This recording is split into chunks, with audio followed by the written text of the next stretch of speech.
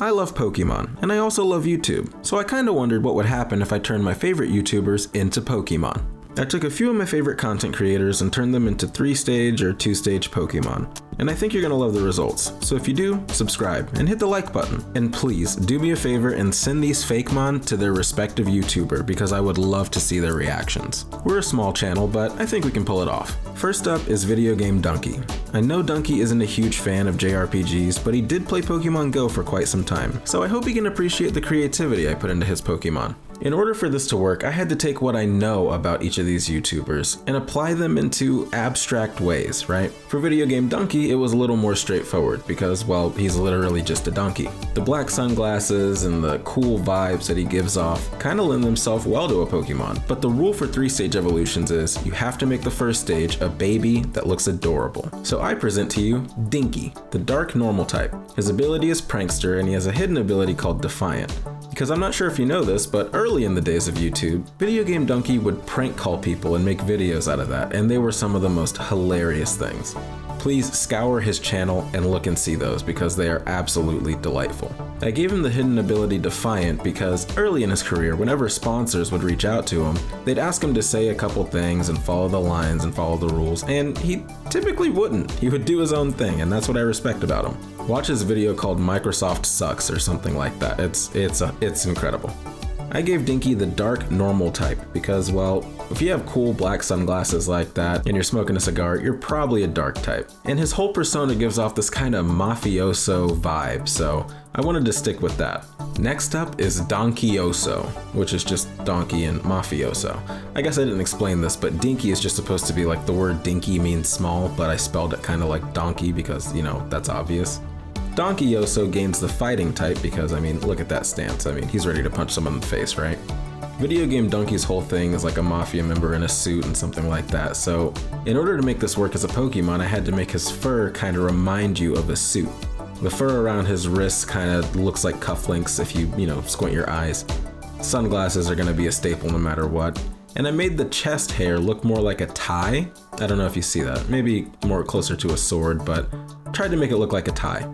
I think this is a good step 2 to the design, but every mafia has a boss, and that's where the 3rd stage of this evolution is going to come in. So I present to you Don King. Clearly we just took the word donkey and king, and he's the Don, he's the king. This is also the first time that I added the shiny sprite because I forgot to do that for the first 2 and I was too lazy to go back. I apologize, but Don King's fur has evolved into an actual coat type suit thing. I like the design. I feel like this is a good final evolution for the whole mafia boss kind of vibe. It seems like he has some shady dealings in the underworld of the Pokemon universe. You'll definitely see some Team Rocket members rocking with their Don King evolutions. So yeah, that's Videogamedunkey. Next up, I wanted to cover Joshua Weissman.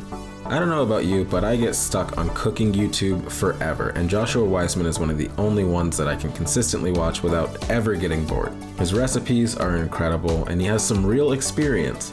So I wanted his first stage evolution out of the 2 stages to reflect the growth that a chef has to make in his career. Step 1 of that, once you start cooking, is becoming a sous chef. So how could I combine sous chef with an idea for a Pokemon? That's where we get Sushi. Look at his little hands, they're knives, get it? Sushi is a steel water type with the ability Sharpness or Inner Focus.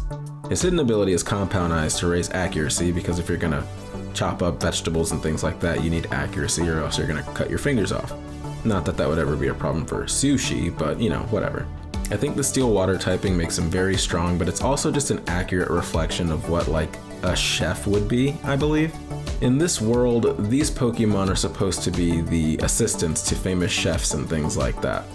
Sushi are small, but they work well in groups, and you can make a well-oiled machine out of them if your restaurant is run by a head chef and a bunch of sushi, right?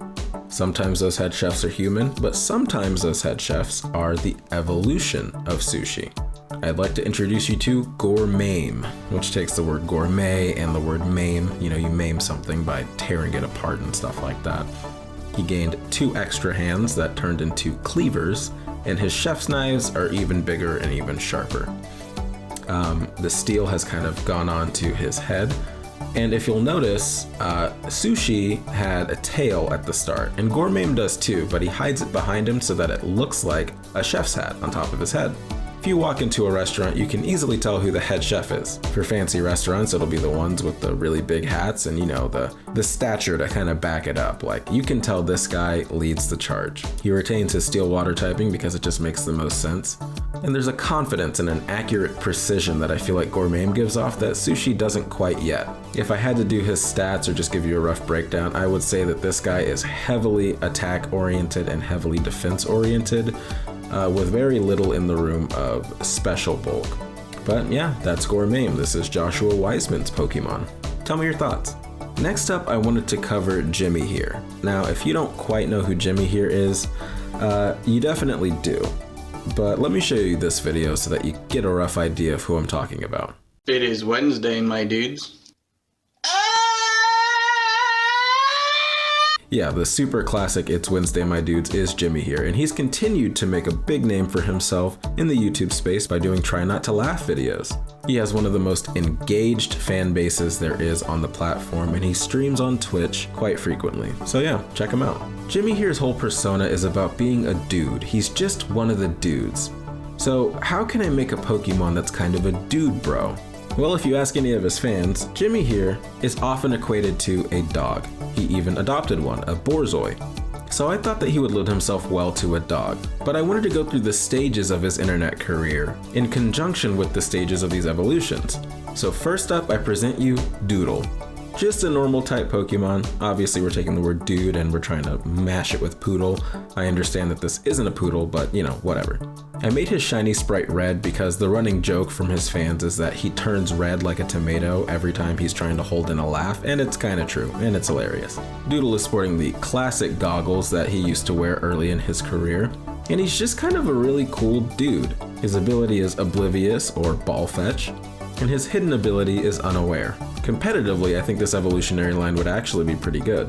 If you notice, I gave him a farmer's tan because I just felt like it added to the overall design.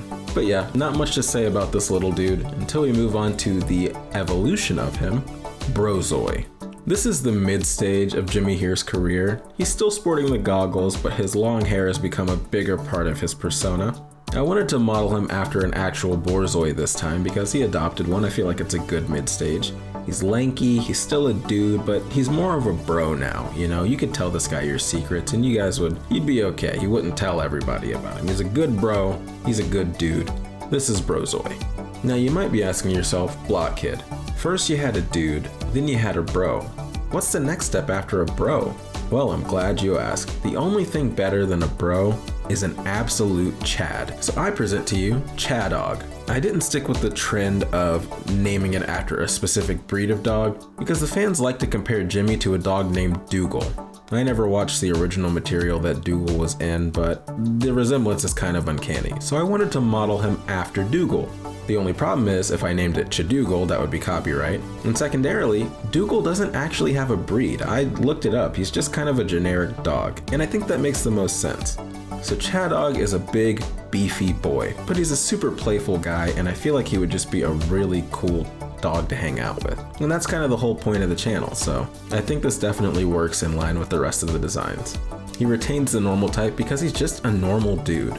Anyway, next Pokemon. Unless you've been living under a rock, you probably know who CaseOh is. He pops up on my feed all the time, so much so that I subscribe to him and he's one of my absolute favorite content creators in this day and age. His chat is relentless about making fat jokes about him, and this isn't going to be any different. I'm so sorry, CaseOh. I love your channel. I love your content. Please don't ban me. To start off, I give you Pignick, the normal ground type Pokemon. Pignick is just a super adorable little piggy guy who's supposed to emulate CaseOh's hunger.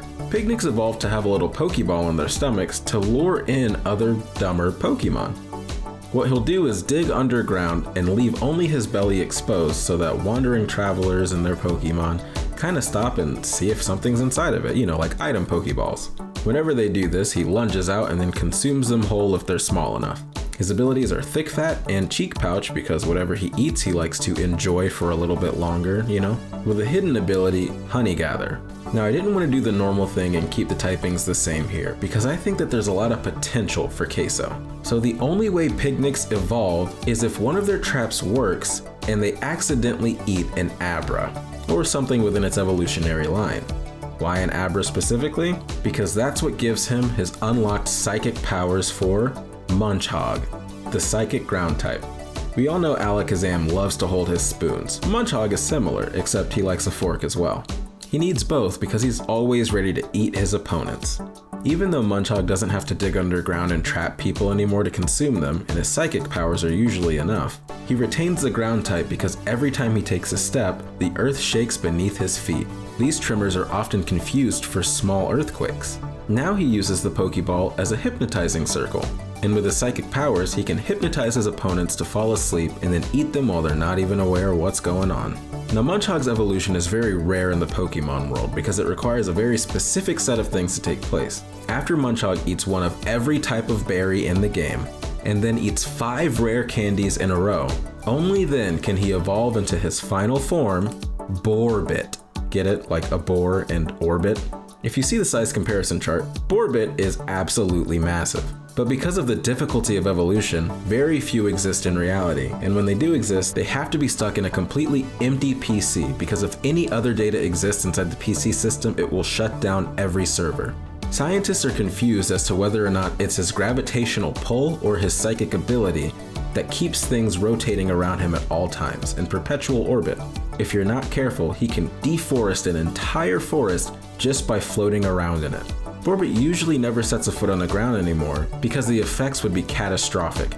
Every step he takes would be like a magnitude 10 earthquake. And if he were ever seismic tossed on the earth, it would be like a meteorite striking.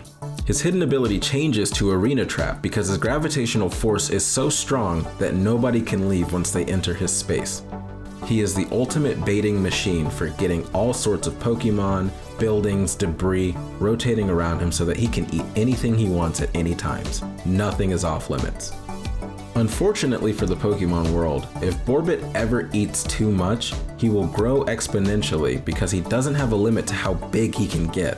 If this ever happens, he will become a black hole and end the planet as we know it. And legend has it, if he continues to eat more and more Pokemon, he can rival the base stat total and power of even an Arceus. So what do you guys think? Tell me which one of these YouTubers was your favorite Fakemon, and if I should continue doing this as a series. If I should, please leave your comments below on who I should turn into a Fakemon next. Thanks for watching. If you enjoyed this content, then please like, subscribe, and share this video. I really want these YouTubers to react to their Pokemon because I spend a lot of time doing this. Remember, Jesus loves you. Alright, later.